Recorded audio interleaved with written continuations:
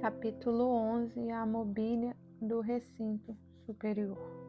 O mundo pensa que os homens são bons e os santos melhores. Pascal sabe que os homens são pecadores e os santos milagres. Peter Kerenkeff. Talvez o melhor ponto de partida do nosso passeio pelo recinto superior seja a visão que Deus deu a Teresa de Ávila muitos anos atrás. Eis o relato dela. No início, eu concebia a alma como um castelo feito de um único diamante ou de um cristal bem translúcido. Agora, refletindo com mais cuidado, minhas irmãs, a alma do homem justo é apenas menos que o paraíso. Não consigo pensar em nada que se possa comparar à grande beleza de uma alma e à sua imensa potencialidade. Para captar a grandiosidade da obra de Deus na alma e ver que essa obra vence tudo o que há de natural em nossos relacionamentos, toma a liberdade de pedir ao leitor que pense em alguém que agora mesmo o preocupe. Talvez um ente querido que conheça Cristo, mas que esteja com o coração endurecido por recentes provações. Antes de continuar a leitura, quero que você compreenda que não estou pedindo que você pense bem dessa pessoa, nem mesmo de maneira caridosa, mas de modo verdadeiro, preciso, real. Você já viu o recinto inferior da pessoa? Será que agora pode ver o superior? Eu o descrevo a seguir. Como fiz com o recinto inferior, vou primeiro relacionar 4 móveis do recinto superior, depois examinarei cada um. Os 4 móveis no recinto superior. Aquilo que Teresa de Ávila chama de 7 moradas. 1.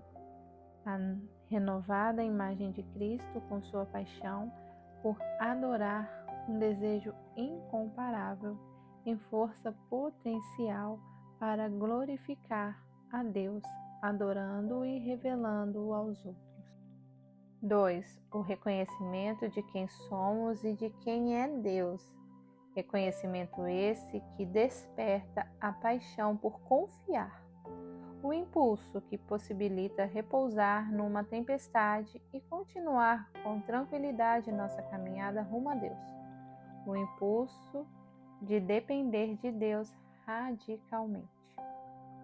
3. A postura que nos faz ver nas experiências da vida oportunidade de satisfazer a paixão pelo crescimento, motivos para celebrar as provações como fator de aprimoramento espiritual e as bênçãos como prenúncio do que está por vir. 4.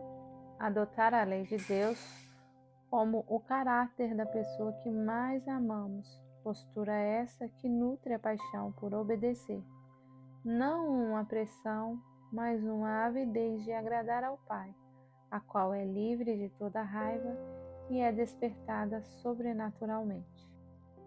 Para falar com clareza desses móveis, precisamos primeiro perceber algo a respeito do Evangelho de Jesus Cristo, algo que normalmente passa despercebido. No capítulo 9, lembrei que Deus observou a confusão que fizemos da nossa vida. Ele viu nossos desejos egocêntricos, nossa obstinação independente, nossa insensata definição de vida como prazer imediato e de morte como dor imediata. Disse ele: o modo como vocês levam a vida é errado. Eis o modo correto de viver. Tratem de mudar. Quando Deus gravou os 10 mandamentos em pedra, ele estabeleceu aquilo que a Bíblia posteriormente denominou de Antiga Aliança. A Antiga Aliança foi um acordo de Deus firmado com as pessoas. Era simples: hajam direito e viverão, hajam errado e morrerão. Ele falou sério. Nossa obrigação era agir de modo absolutamente correto. observar cada mandamento em todos os momentos e observá-lo com perfeição. Duas consequências surgiram desta aliança. Primeira, não cumprimos nossa parte do acordo. Ninguém cumpriu. Ninguém poderia cumprir. Portanto, morremos. Fomos todos condenados a morrer como transgressores da lei e permanecer separados da fonte de tudo o que é bom. Segunda, ficamos irados. O acordo parecia injusto, uma armação para Deus nos odiar. Não podíamos nos equiparar aos seus parâmetros ridiculamente elevados, ainda mais quando todos, inclusive Deus, se relacionavam tão sofrivelmente conosco. Deus parecia insensível diante da dificuldade da vida e da razão que tínhamos para exigir alívio. A lei, portanto, não só nos faz culpados, mas também estimulava as paixões pecaminosas do nosso recinto inferior. Nós nos sentíamos mais justificados a procurar alguém que nos amasse como nós definimos o amor, mais determinados a confiar em nós mesmos para tocar a vida e mais concentrados em buscar aquilo que decidimos que era a vida. Intensificou-se a ação da dinâmica da carne. A lei de Deus piorou as coisas. Então, quando ele decidiu que era a hora, fez o que sempre havia planejado e indicou ao longo de toda a história dos judeus. Descartou a antiga aliança e firmou uma nova. A antiga aliança nunca teve por meta resolver os nossos problemas, mas revelá-los. Revelar a necessidade que tínhamos de um plano diferente. Essa nova aliança, que chamamos normalmente de Evangelho, a Boa Nova de Jesus, pôs fim à ideia de conceber a lei como um meio de conquistar o favor de Deus, a justificação, ou de tornar-se bom como ele é, santificação. O acontecimento central que inaugurou esse novo acordo foi, logicamente, a morte e ressurreição de Jesus, seguidas pela sua ascensão ao céu e pela difusão do Espírito Santo a todos os seus seguidores no Pentecostes.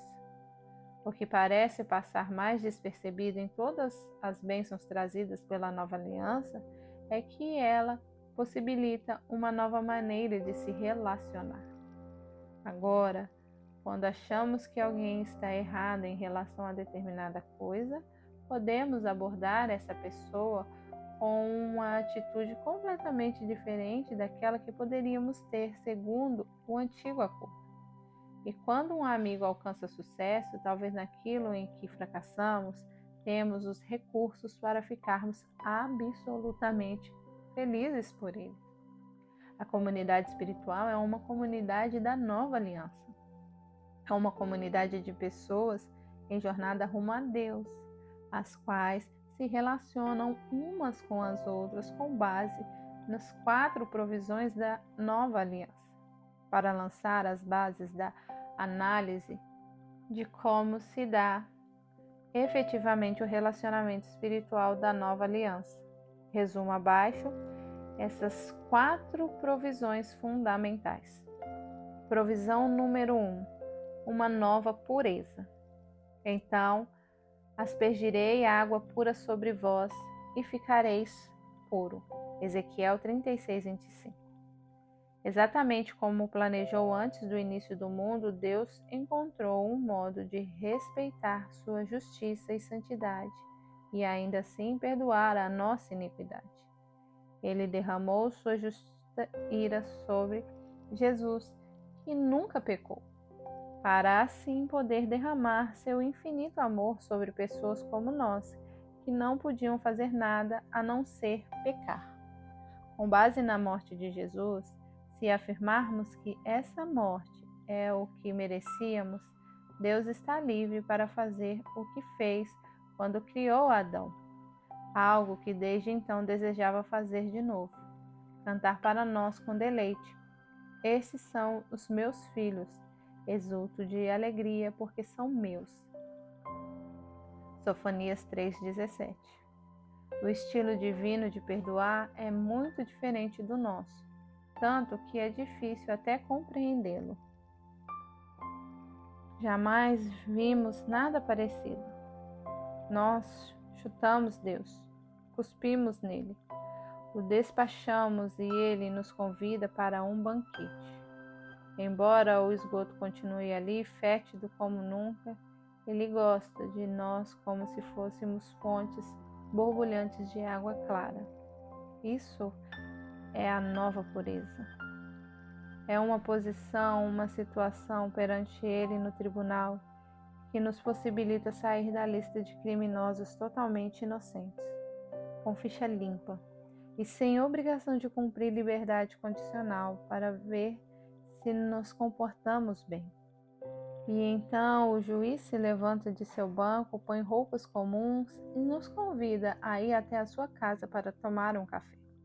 A partir de então, desfrutamos da companhia de uma pessoa efetiva e absolutamente pura, e nos sentimos à vontade, sentimos-nos em casa. Estamos agora em condições de celebrar uns aos outros, não só julgar. Só a nova aliança torna isso possível e real. Provisão número 2. Uma nova identidade. Um dirá, eu sou do Senhor, outro se chamará do nome de Jacó, o outro ainda escreverá na própria mão, eu sou do Senhor, e por sobrenome tomará o nome de Israel. Isaías 44:5. As pessoas que estão em Cristo, independentemente de lutarem contra o álcool, o mexerico ou a vaidade, todos nós lutamos contra algo terrível. Não devemos mais ser chamados de pecadores. Ainda pecamos, é claro, mas isso não significa que não somos santos. Seria absolutamente correto dizer: São Larry às vezes se relaciona de modo terrível. Ou Santa Patrícia, às vezes, é muito irritante. Ou São Fernando teve um caso na semana passada. Nossa nova identidade é como o programa de proteção às testemunhas do governo americano. Recebemos um novo passaporte, um novo número na Previdência Social, um novo nome, novos vizinhos e até novas impressões digitais. Tornamo-nos de fato uma pessoa diferente, ainda com um passado, mas um passado que foi esquecido por Deus. Ainda temos o sotaque do lugar onde nascemos, mas estamos treinando com um fonoaudiólogo para mudar isso. Não somos como criminosos, nos fazemos passar por membros do coro. Somos membros legítimos do coro, que às vezes escapam do ensaio para roubar um banco. Podemos até ser punidos, ficando sem poder cantar durante 2 domingos seguidos, mas nunca nos dispensam do coro. Provisão número 3. Uma nova inclinação. Na mente lhes imprimirei as minhas leis, também no coração as inscreverei. Jeremias 31:33. O Espírito de Deus criou na nossa alma um lugar mais profundo que o esgoto, e ali construímos uma morada para si. Antes, um tabernáculo cintilava com glória no deserto. Agora nossa alma irradia sua presença num mundo sombrio. O Espírito plenamente Deus não suporta viver num lugar repleto de serpentes do orgulho e de insetos do egoísmo. Portanto, ele encheu o recinto em que vive das novas inclinações. Do Espírito jorram amor, santidade e misericórdia para encher o recinto de pureza. Agora queremos fazer o bem. Ainda temos uma queda pelo pecado, às vezes tão forte que não resistimos. Mas no recinto superior, a perspectiva da santidade nos faz salivar como uma criança olhando para uma torta de maçã que acabou de sair do forno. Sobre a antiga aliança, éramos obrigados a obedecer. Agora, a mesma obrigação soa como a voz de uma mãe que nos manda cortar um pedaço da torta com sorvete. Se não vemos as coisas desse modo, se entendemos a ordem de observar os ditames morais como uma proibição, não vivemos no nosso recinto superior, ou então ele ainda não foi criado em nós. Provisão número 4. Um novo poder. Porei dentro de vós o meu espírito e farei que andeis nos meus estatutos, guardarei os meus juízos e os observareis. Ezequiel 36, 27. Os parâmetros de Deus não mudam. Ele ainda insiste em que fiquemos longe de filmes pornográficos, que não nos entreguemos à maledicência e que nos preocupemos com o bem-estar das pessoas que nos prejudicam. O que mudou foram nossos desejos. Agora consideremos seus mandamentos, ideias excepcionalmente boas, como olhar para os dois lados antes de atravessar a rua. Entretanto, o impulso de fazer as coisas do nosso jeito ainda é forte. Por isso, Deus envia o seu Espírito para nos persuadir de que seus caminhos são retos, de que é um privilégio obedecer, de que nós só temos a ganhar com isso. Nossas novas inclinações permanecem imóveis enquanto o sopro do Espírito não as impele, como uma brisa que esfuna as velas e move o barco. Domingo passado, o pregador disse: a verdadeira adoração transforma vidas. Na adoração, nosso recinto superior se conecta com Deus. O Pai é adorado, o Filho é honrado e o Espírito insufla suavemente a chama de nossos novos desejos. Surpreendemo-nos não só querendo ser paciente com motoristas agressivos, mas realmente exibindo paciência. E quando conseguimos, parece esquisito. Como um golfista de final de semana que lança a bola a 300 metros e se pergunta como aquilo aconteceu. Na nova aliança, Deus nos dá um novo poder, o mesmo que ressuscitou Jesus de dentre os mortos. Com certeza, esse poder pode nos tornar pacientes e é liberado e sentido em comunidade, na comunidade com Deus, que denominamos adoração. E num tipo certo de comunidade com os outros, aquilo que estou chamando de comunidade espiritual. Essas 4 provisões da nova aliança correspondem aos 4 móveis do recinto superior. Veja como. Móveis do recinto superior, provisão da nova aliança, nova pureza, paixão por adorar. Veja o que ele fez por mim, que eu jamais poderia fazer por mim mesmo. Estou purificado, perdoado, alvo como a neve. Glorificado seja Deus, pois grandes coisas ele fez. Nova identidade, paixão por confiar. Agora sou uma pessoa sólida, não mais um fantasma. Aquilo que sou sobrevive a todo trauma. Posso ter sofrido violência, mas não sou uma vítima da violência. Sou um filho amado de Deus que sofreu terrível violência, mas posso confiar naquele cujo nome eu ostento. Ele é meu Pai. Nova inclinação, paixão por crescer. Sonhos despedaçados, sonhos realizados. Nenhum dos dois é a meta final. Nenhum dos dois define se vivo ou morro. Estou vivo e quero crescer. Tudo que cruza meu caminho me fornece uma oportunidade, sob medida, para fazer o que sou mais inclinada a fazer, desfrutar de Deus e tornar-me mais semelhante ao seu Filho. Novo poder, paixão por obedecer. Não só quero obedecer, mas posso. obedecer. Minha tarefa é andar no Espírito, abrir espaço em meu coração para que ele haja livremente.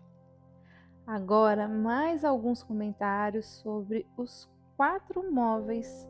Então estaremos prontos para ver o que podemos fazer para cultivar a comunidade espiritual, para desfrutar da companhia de pessoas aflitas que encontraram seu recinto superior. Móvel número 1, a paixão por adorar. Às vezes me pergunto se o erro mais grave que cometemos em nossas igrejas não é tentar obrigar as pessoas a adorar. Robert Weber tem um bom argumento a este respeito. A adoração é a reação das pessoas à iniciativa salvífica de Deus.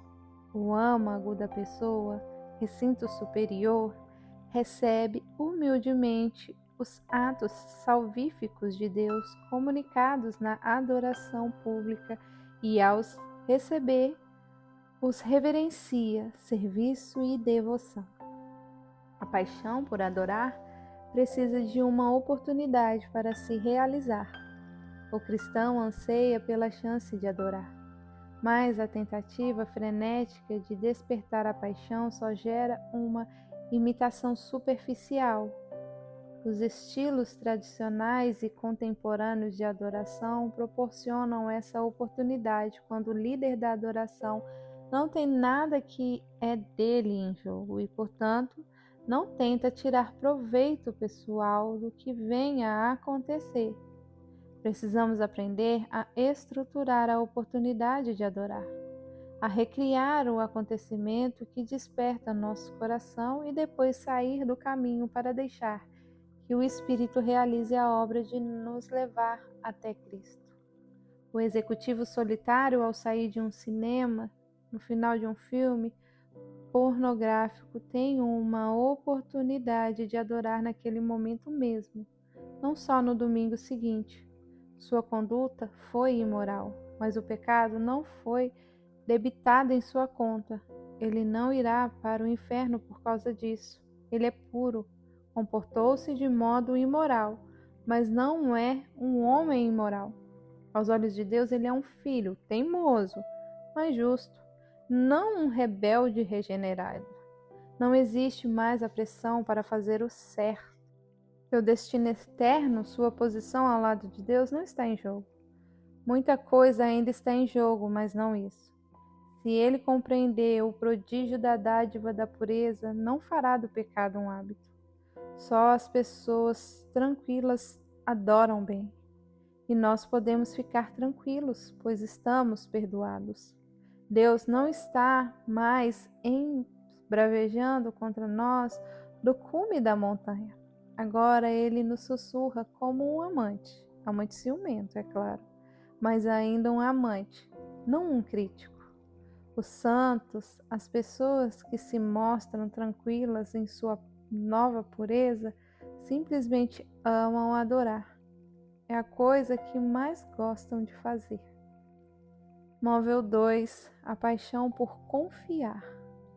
Um bom amigo meu discordou do modo como eu conduzi uma decisão difícil. Senti-me acuado e irritado. Ele reagiu falando com mais firmeza. Não foi uma boa conversa, mas algo em nós dois é indestrutível. Cada um de nós é definido pela vida que nos inspira e que permanece em nosso interior, mesmo durante uma discussão acalorada travada no recinto inferior.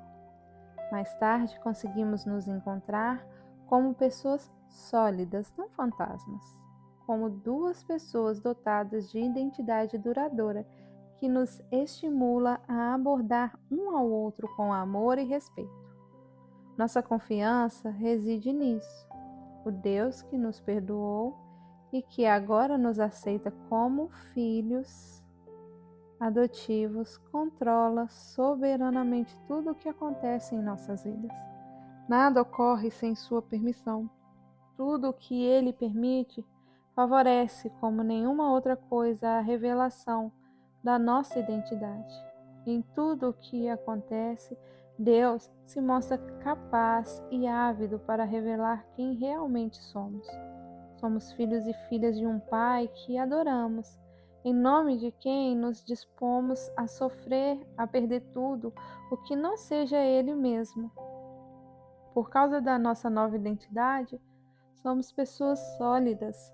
Jesus Cristo é o mesmo ontem, hoje e sempre.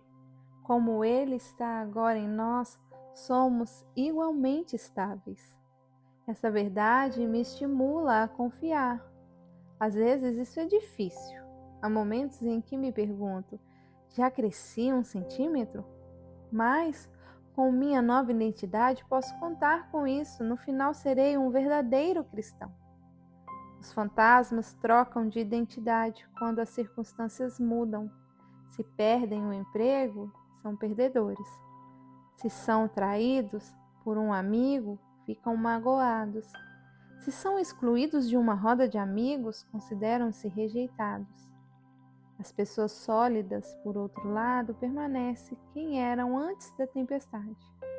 É como trazem arraigados dentro de si algo profundo, são pessoas que transmitem segurança. Não precisam de ninguém que as façam sólidas, as preencham e sempre têm algo para dar. Não creio que eu teria aprendido o pouco que sei sobre a paixão por confiar sem passar pela experiência do desmoronamento dos sonhos. O sofrimento revela a idolatria, deixa claro aquilo em que confiamos para viver. Também traz à tona o que há de duradouro e vivo em nós. Sou uma nova criatura. De quando em quando tenho vontade de desistir de Deus e de me entregar ao prazer, me entregar ao pecado. Mas isso não faço. Por quê? Em meus piores momentos, senti o anseio de confiar. Ele é Deus. Ele é digno de confiança. E para ser franco, tenho verdadeiro pavor de irritá-lo. Não é um medo tímido do menino que fuma escondido no banheiro do colégio. É o medo de estar no trilho quando o trem se aproxima. Deus é muito maior do que eu. Por natureza, não sou exatamente uma pessoa talhada para confiar. Foi preciso nascer de novo para que isso virasse realidade. Mas hoje sinto um profundo desejo de perseverar, de não me encolher, nem mesmo se nossos sonhos se despedaçarem. A paixão por confiar sobrevive a toda provação. Talvez precise ser atiçada como fogo que quase se extinguiu, mas há sempre uma chama. Eu vou me tornar semelhante a Cristo. Minha nova identidade garante isso. Móvel 3. A paixão por crescer. Será que alguém acredita realmente naquilo que o apóstolo Tiago disse? Será que consideramos isso possível? Meus irmãos, considerem motivo de grande alegria o fato de passarem por diversas provações. Tiago 1:2. Diga isso ao homem cuja esposa acabou de abandoná-lo.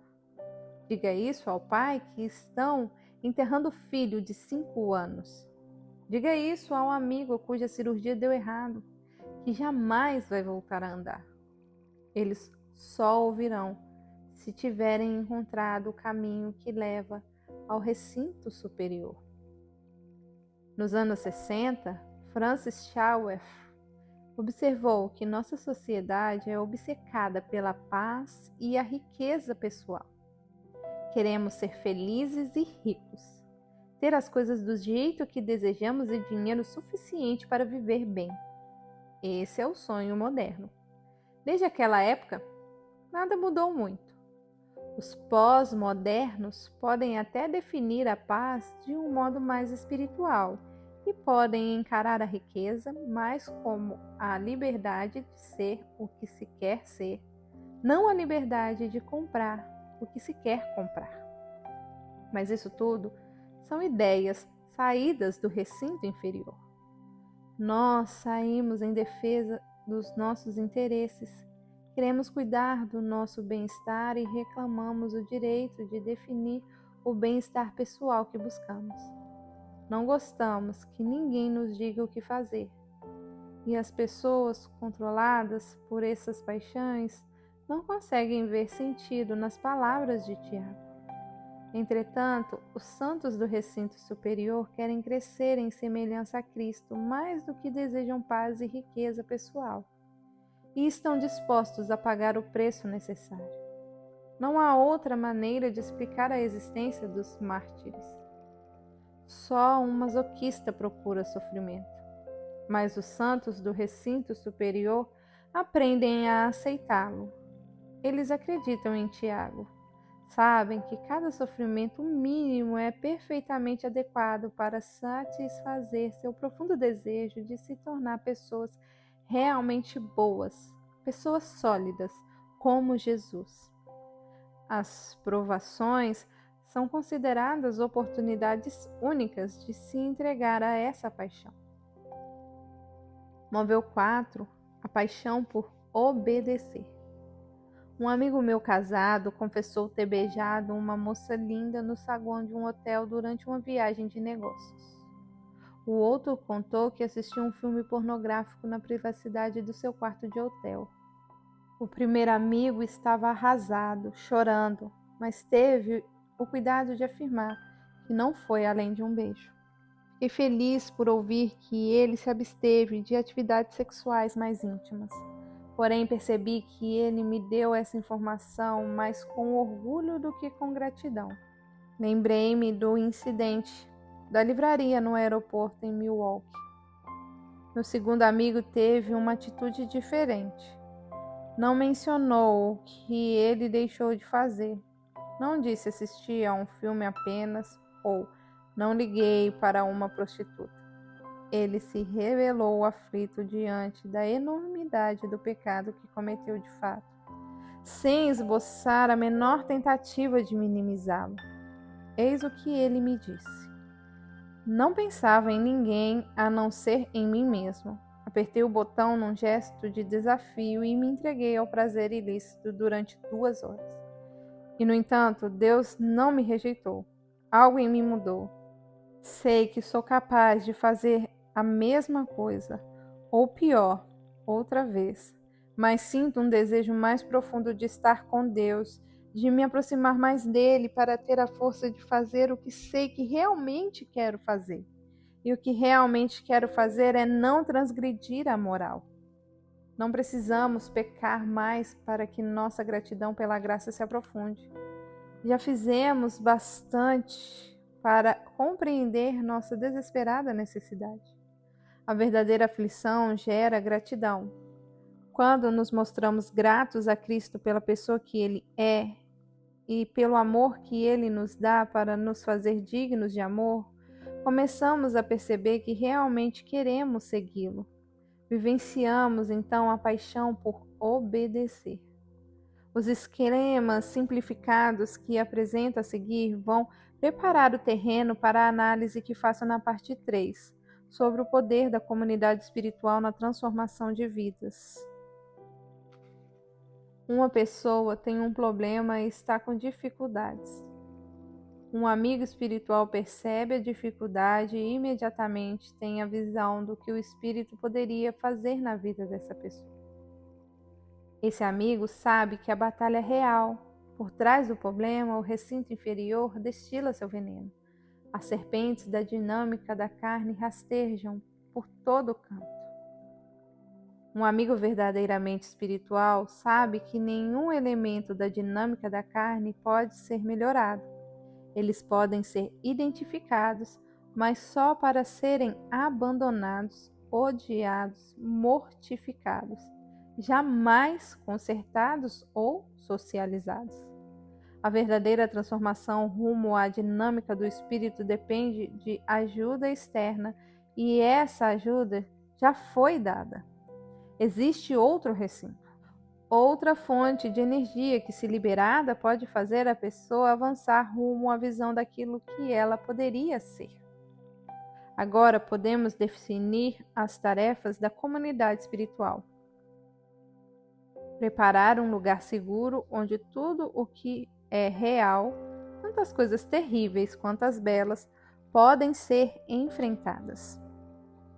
Ter a visão do que o Espírito pode fazer, sentir as dores de parto enquanto aguardamos que Cristo se forme em cada um de nós. Discernir a dinâmica da carne para que possamos odiá-la e abandoná-la. Discernir a dinâmica do Espírito para que possamos nutri-la e ajudar a liberá-la. Derramar nos outros o que está vivo em nós, a fim de restaurar a esperança do que a visão possa realizar. Sensibilizar uns aos outros com o poder de Cristo ressuscitado, que agora vive em nós. O autor do livro de Hebreus nos lembra que a nova aliança é melhor do que a antiga, em todos os aspectos. Com a bênção da nossa nova pureza, da nossa nova identidade, das nossas novas inclinações e do nosso novo poder, podemos nos aproximar de Deus e uns dos outros de novas maneiras. Então, ele nos exorta a continuar nos reunindo como uma comunidade da nova aliança e sempre que o fazemos, a ponderar sinceramente maneiras de despertar a paixão do recinto superior, maneiras de despertar uns aos outros o ardente desejo de amar e fazer o bem. Na parte 3, analiso o que podemos fazer para definir a comunidade espiritual, uma comunidade de pessoas encaminhada rumo a Deus, comunidade essa que é o lugar mais seguro da terra para tudo de bom acontecer.